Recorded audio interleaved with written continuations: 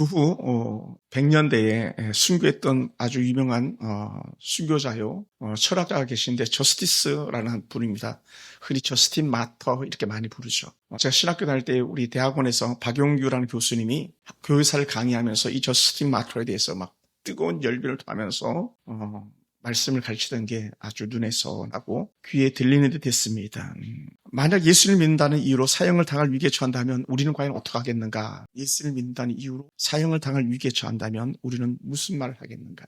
2세기 로마 제국의 그리스도인들은 온갖 끔찍한 오해 속에서 또 믿음을 지키기 위해서 그들은 순교자의 길을 걸어갈 수밖에 없었다라는 것. 특히 요 시대 때, 초대교회 시대 때, 교부 시대 때, 쏙사도 시대 때 대표적으로 그리스도인들이 박해를 받았던 이유 중에 하나가 뭐냐면 잘못된 오해를 불러와서 박해를 받게 됐는데 그게 뭐냐? 성찬식이었어요. 성찬식. 성찬식에 대한 오해가 아주 컸다고. 성경 본문에도 이렇게 표현하잖아요. 내 살을 먹으라, 내 피를 마시라 그랬잖아요. 그러니까 이들은 사람의 살과 피를 먹는 집단 이렇게 오해를 하게 된 거예요. 그래서 그렇게 손깍지를 당했답니다. 뭐 말할 것도 없죠. 황제를 숭배를 거부했다는 것.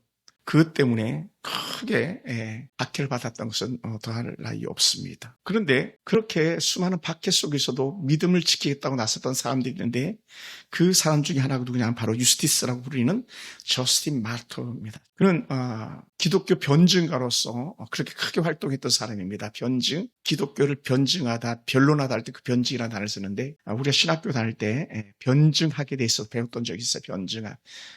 최근에는 아마 변증학을 안 배우는 걸로 알고 있는데 변증학을 배웠어요. 변론하다 할 때에. 이 저스틴 마터가 철학자로서 아주 달변가였고 학식가였기 때문에 그가 예수를 믿고 나서는 기독교를 또 예수 그리스도를 증언하는 데 있어서 변론하는 데 크게 쓰임받았던 사람입니다. 특히 이 저스틴은 플라톤 철학까지 두루 섭리한 엘리트 지식인이었기 때문에 사람들에게 촉망받는 그런 지도자의 길을 갈 수 있는 사람이었습니다. 그런데 그는 많은 철학적 지식을 쌓으면 쌓을수록 속에서는 허함, 공허함을 느꼈다는 거예요. 그러니까 늘 지적 갈증에 놓여있던 그런 사람이었습니다. 그런데 어느 날 우연히 한 바닷가에서 노인을 통해서 예수 그리스도에 대한 복음을 듣게 되더라고요. 그리고는 그 복음을 듣고 그 어르신이 주는 두루마리 성경을 받아들고는 기뻐 뛰며 춤을 췄다는 겁니다. 그리고 그는 이 복음을 변증하면서 굳이 철학자라고 하는 그런 당시에 옷이 달랐나 봐요. 철학자들.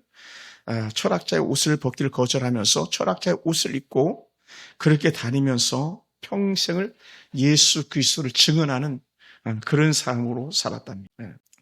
그는 직접 황제에 대해서도 편지를 썼는데 이렇게 썼답니다. 황제여, 소문만 듣고 처벌하지 마십시오. 우리 죄가 있다면 법정에서 우리의 죄를 증명해 보세요. 또한 우리는 황제를 위해서 기도하고 세금을 가장 성실하게 내는 로마의 모범 시민입니다. 라고 그렇게 말을 했답니다. 그러다 보니까 이 저스틴을 통해서 한 영향력이 뭐냐면 음지 숨어있는 그리스도인들을 바깥으로 끄집어내는 데에 혁혁한 공을 세운 사람이 바로 이 저스틴 마터라는 사람입니다.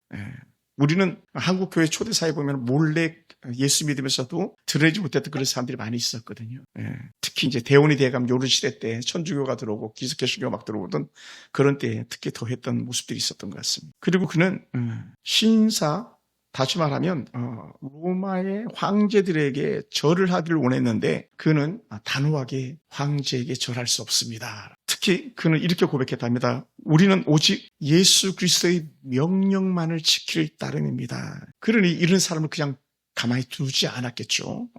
마침내 주후 165년에 참수형을 당하면서 순교를 했는데 그때 이 저스틴 마터에게 붙여진 별명이 뭐냐면 마르투스라는 마터 이 자체가 이제 순교자는 단어인데 순교자 저스틴 이런 별칭을 갖게 됐답니다.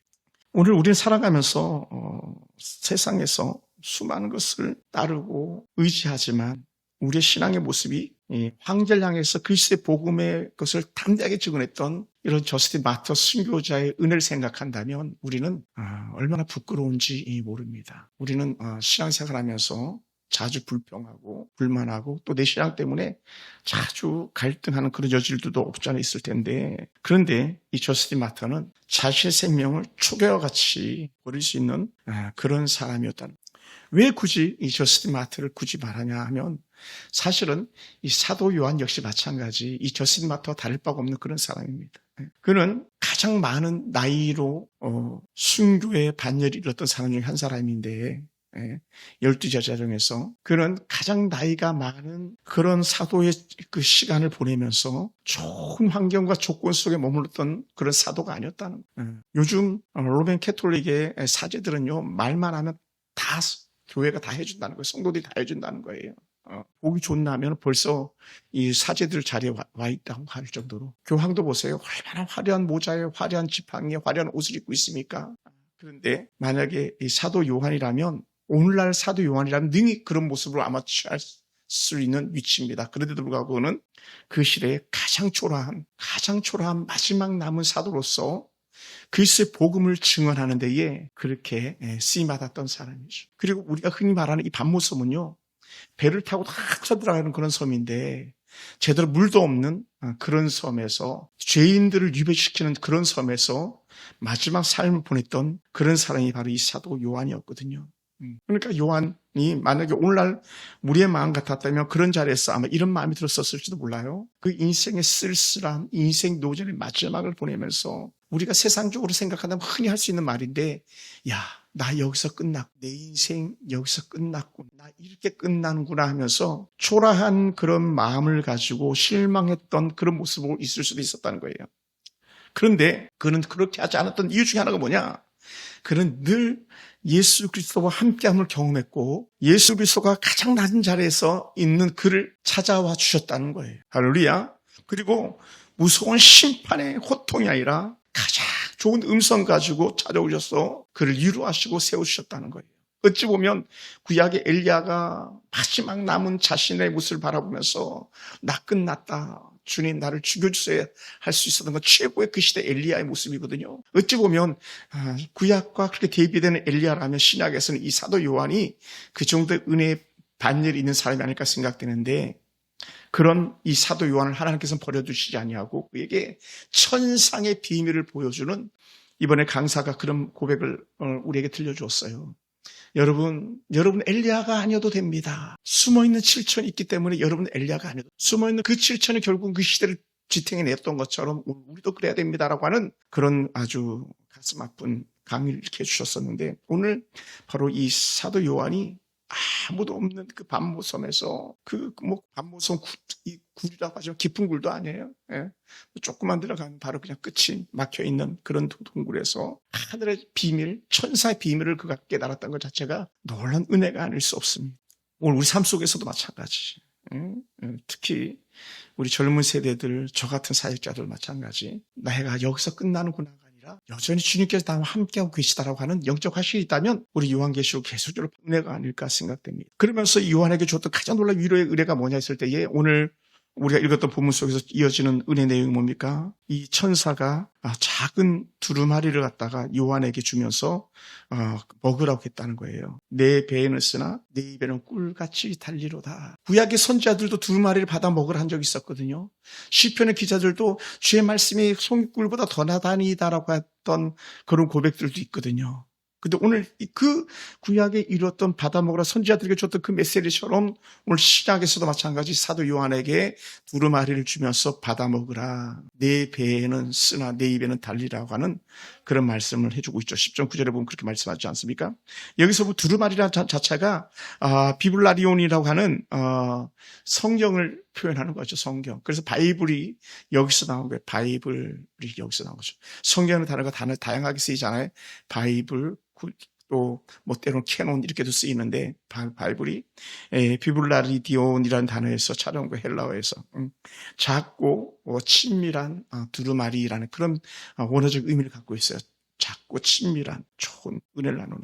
그래서 하나님은 가장 힘들고 지치고 외로웠을 법한 그런 요한에게 무거운 짐을 지게 하신 것이 아니라 그의 형편에 딱 맞는 두루마리를 주시면서 그를 힘 북돋워 주시는 은혜가 있었음을 봅니다.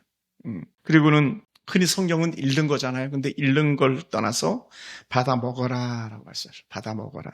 그리고는 완전히 삼켜서 소화하라고 하는 그런 역적 의미를 가지고 있습니다. 오늘 우리가 성경 말씀을 보면서 우리가 받아먹고 소화시킬 수 있는 그런 영적 은혜가 있어야 되는 것을 우리가 알아야 돼. 그냥 단순히 성경을 읽고 끝나는 것이 아니라 성경을 읽고 성경 말씀을 묵상하면서 내 안에 삼키는 것, 그것이 절대적으로 필요한 부분들이죠. 자주 말씀을 읽고 묵상할 수 있는 것이 되게 필요해요. 저도 이제 설교할 때마다 많은 설교문을 갖다가 원고를 다 써놓고도 계속 묵상하면서 설교를 되풀이해서 본문을 보면서 다시 하는데, 근데 이제 내 걸 소화시키는 그런 과정들이 필요하죠.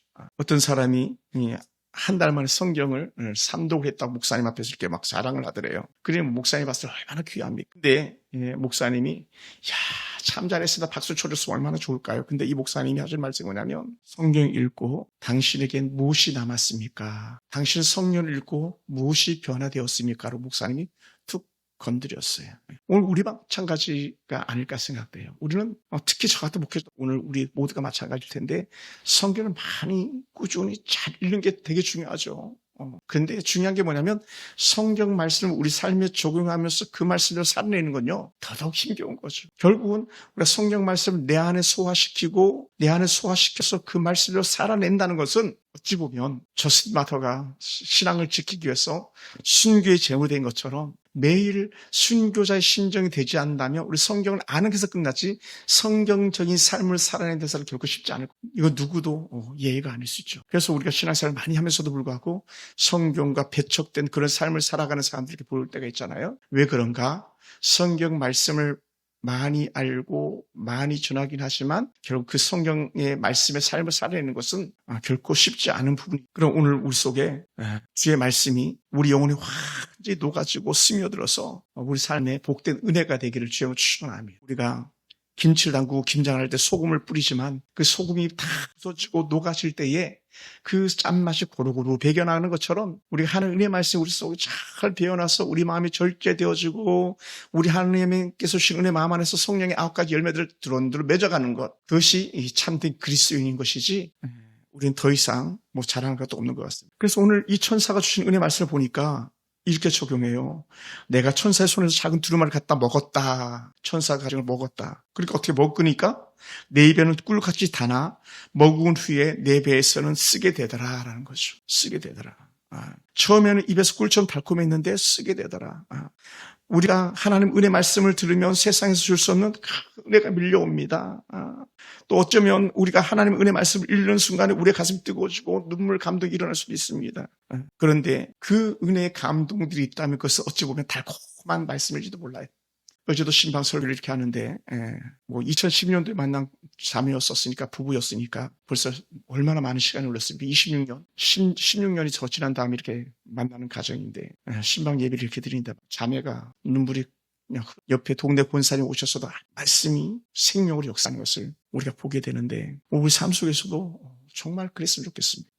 그리고 우리 속에서 쓰게 되더라라는 것을 갖다가 학자들이 이렇게 말합니다. 그 말씀을 살아내는 데 있어서는 수반돼. 먹을 때 막 밥 먹고 나면 막 속이 막 끓기도 하고 막 가스가 붕붕 나오기도 하고 막 그런 것은 내 속에서 영양소가 내 온몸을 가기 위한 하나의 과정인 것처럼 우리가 하나님의 은혜의 말씀대로 살아내려고 하다 보니까 어떻게 돼요?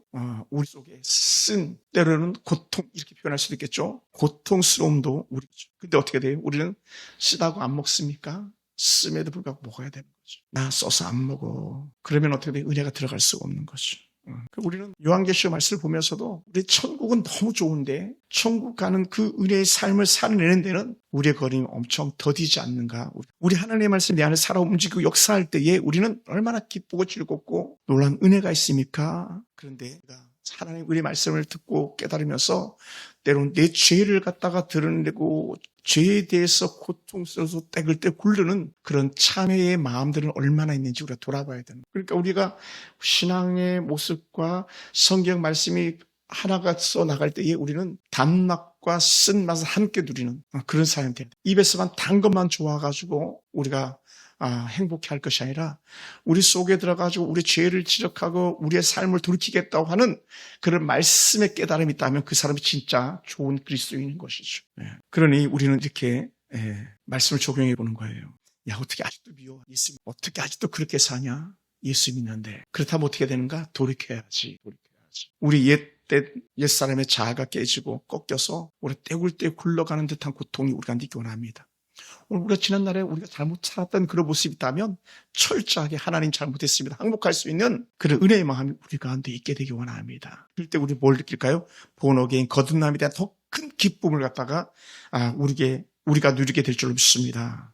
할렐루야. 여러분 씁니까? 쓴맛을 느끼는 것이 행복한 줄 여기시기 바랍니다. 그러고 나서는 이 사도 요한이 이렇게 두루마리를 먹고 달콤하게 넘어가고 속이 막 불불 끓듯이 쓴 상태로 있던 그에게 다시 주신 은혜 사명이 있습니다. 그것이 바로 11절 이런 말씀이었는데, 그가 내게 말하기를 내가 많은 백성과 나라와 방언과 임금에게 다시 예언하여야 될 것이다. 여러분 그거 아시죠? 엘리야가 그렇게 하나님 나 죽여주세요 할 때에 우리 하나님께 찾아가셔서 직접 먹여주고 재워주고 또 다시 먹여주고 재워주고를 반복했었어요. 그리고 나서 어떻게 했습니까? 엘리야에게 남은 사명들인데 가서 왕을 세우고 가서 넥스 다음 지도자를 세우고 그런 사명을 주셨던 적이 있어요. 지금 밤모섬에 갇혀있는 그 엘리야와 같은 하나님의 깊은 은혜 가운데 있는 사람, 이 사도 요한에게도 마찬가지.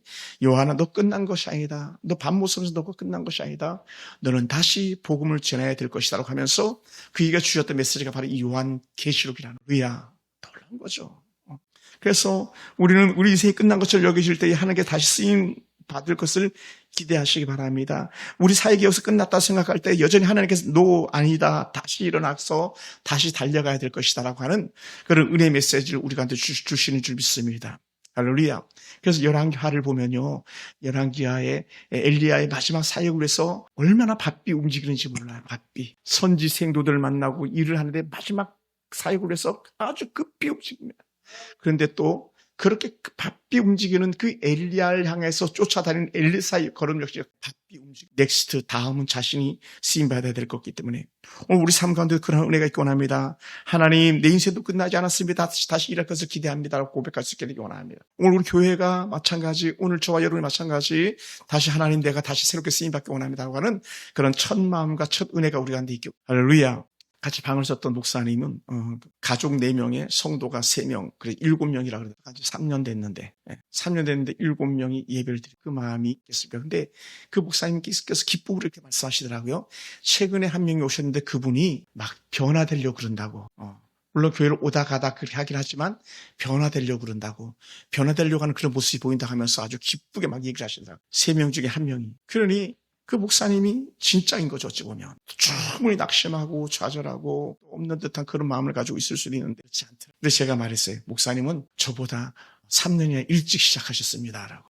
3년이나. 그래 너무 정말 잘했다고 격려하고 위로해드렸었는데 오늘 우리 마찬가지. 우리는 언제 어떤 삶을 시작하냐 보다가도 내가 지금 하나님과 함께 하고 있는가에 우리 초점이 맞춰져야 되는. 결혼 마찬가지, 직장 마찬가지. 그래서 직장 갈 때마다 우리 하나님께 질문해야 돼요.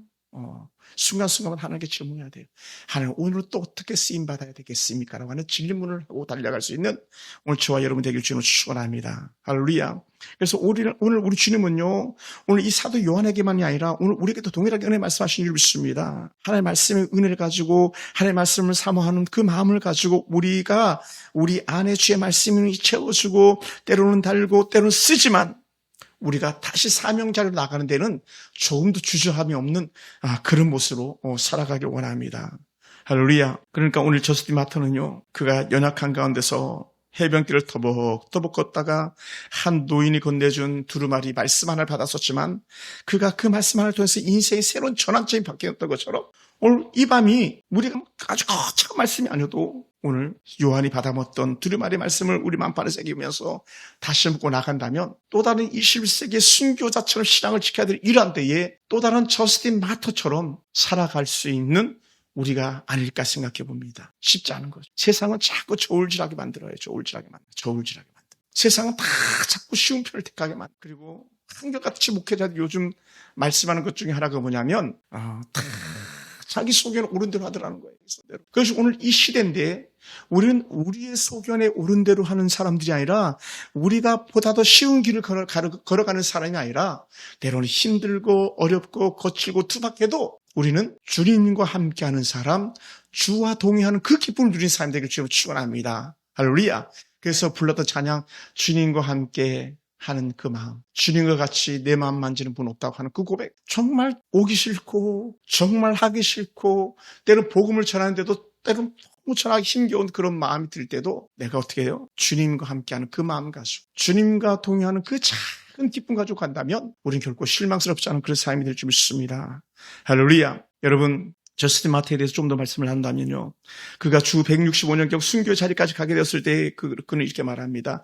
우리가 원하는 것은 우리 주 예수 그리스도를 위한 고난을 받고 구원을 얻는 것입니다. 주와 함께 고난받는 것이 우리의 일이라는 거예요. 우리는 이렇게 많이 찬양하잖아요. 구주와 함께 죽었으니 구주와 함께 또 살았도다라고 고백하는 찬양이 있습니다. 우리는 주님과 함께 십자가를 지고 가겠습니다. 그렇게 고백하는데 정작 현장, 필드, 삶의 현장에서는 주님의 십자가는 저만치 내밀어 놓고 내가 예수 믿는 사람인데 그러나 오늘은 이렇게 살겠으다 하면서 쉬운 편, 세상 편을 택할 때가 많다는 거죠. 그런데 그를 이렇게 말했어요. 이 고난은 심판의 날 우리 주님이신 심판주 앞에서 우리에게 구원의 담대함을 줄 것이다. 뭐가? 고난이. 또한 고난받는 그 구원의 놀라운 은혜의 확신들이 결국은 마지막 때 담대함으로 허락해 줄 거라는 거예요. 이 당시의 총독 유스티쿠스가 이렇게 말했습니다. 너희를 채찍질하고 목을 베면 천국 갈 줄로 믿느냐라고 이렇게 협박하면서 당시 저스틴 마트와 사람들에게 물어보았답니다. 그때에 이 저스틴 마트 이렇게 말했어요. 당신들이 우리를 죽일 수는 있습니다만은 하지만 우리를 해칠 수는 없습니다. 해할 수는 없습니다. 왜냐하면 우리 안에는 죽음을 이긴 생명의 말씀이 펄떡펄떡 뛰고 살아있기 때문입니다. 당신들이 우리의 목은 칠 수 있을지 모르겠지만 당신들이 우리의 몸은 불살을 수 있을지 모르겠지만 그런데 그리스도와 우리를 분리시킬 수 없을 겁니다. 왜냐하면 그리스도의 생명의 말씀이 내 안에 살아있기 때문입니다라고 하는 이 담대한 신앙의 고백이 있다는 거예요. 할렐루야. 얼마나 귀하고 놀라운 은혜 고백입니까? 이 반모섬의 요한이 그런 마음이 아니었겠습니까? 인생의 가장 쓸쓸한 자리에서 마지막 남은 하나의 그 힘을 짜내가지고 이 요한계시의 말씀을 듣고 기록했을 때에 순교자의 심정 가지고 그렇게 하죠. 오늘 우리의 삶이 그럴 줄 믿습니다. 그래서 이 마틴 루터는 뭐라고 고백했냐면요. 성경은 시험받는 사람을 위해서 쓴 책이다라고 말했어요. 시험받는 사람. 시험과 고난을 통과하지 않고는 아무도 성경을 참으로 뭐라고요? 이해할 수가 없다라는 거죠. 이해할 수가 없다. 오늘 우리는 그냥 좋은 면만을 가지고 그렇게 살아가기를 원하는 그런 삶일지도 몰라요. 좀 더 편하고 좀 더 쉽고 좀 더 환영하고 열렬하게 대중적인 환영을 받으면서 사는 편을 우리가 택할 수도 있어요. 신앙의 선배들은 그렇게 살지 않았다는. 당시의 사도 요한도, 당시 저스틴 마트가 산 사람도 그 당시 그 순간만 모면하면 생명의 이상이 없고 삶의 이상이 없어요. 이미 세계적 철학자니까 충분히 칭송받고 사람들에게 존경받는 그런 철학자였음에도 불구하고 난 예수님 때문에 내가 기꺼이 이 고난을 감당하겠어 나오면서 죽어갔던 때로는 사도 요한이나 때로는 이 저스틴 마트 같은 그런 사람들 때문에 우리에게 영적 교훈을 주지 않을까 생각됩니다.